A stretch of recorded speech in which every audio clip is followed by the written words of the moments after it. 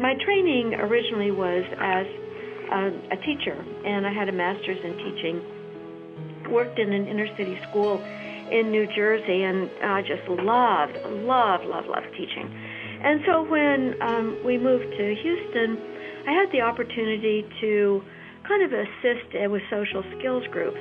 And one of the things that happened was these kids with an autism spectrum disorder, and at that time, I think the incidence was maybe 1 in 10,000. So every now and then one of these children would show up in a social skills group, and sometimes they had the diagnosis, sometimes they didn't, but they were clearly different from the ADHD kids. I just loved those kids, and I intuitively had a sense of what to do with them.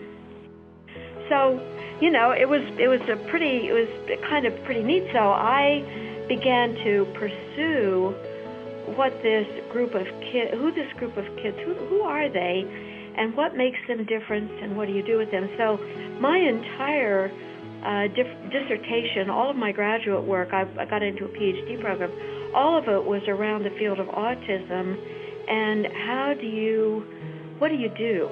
I mean, I really had a pretty open view of it then, because nobody was doing very much. And so I was just curious about, what do you do? And the question that I asked, and then my husband and I began to ask together, was, is there a way to do a couple of things? Is there a way to reduce the cost, because the cost of treating autism then was just like sky high, and is there a way to provide some normalcy to parents?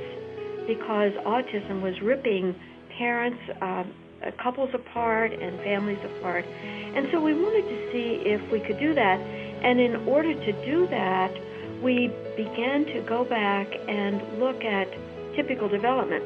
So what I did was I took my video camera to the church I attend, and I said, could I videotape the kids in the nursery? And they said, sure.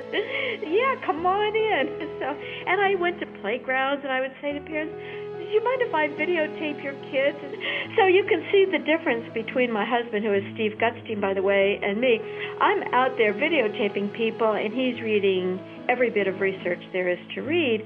And then we pulled that together, and we began to answer this question: Can we begin to make families?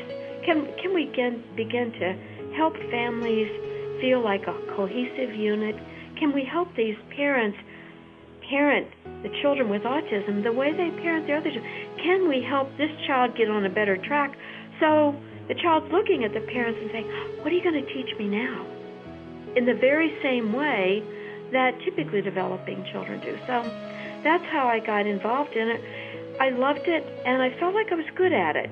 And sometimes in our lives we have this feeling like, that's what I'm supposed to be doing. And that's the way I felt about it. That's what I'm supposed to be doing, and so that's what I'm doing.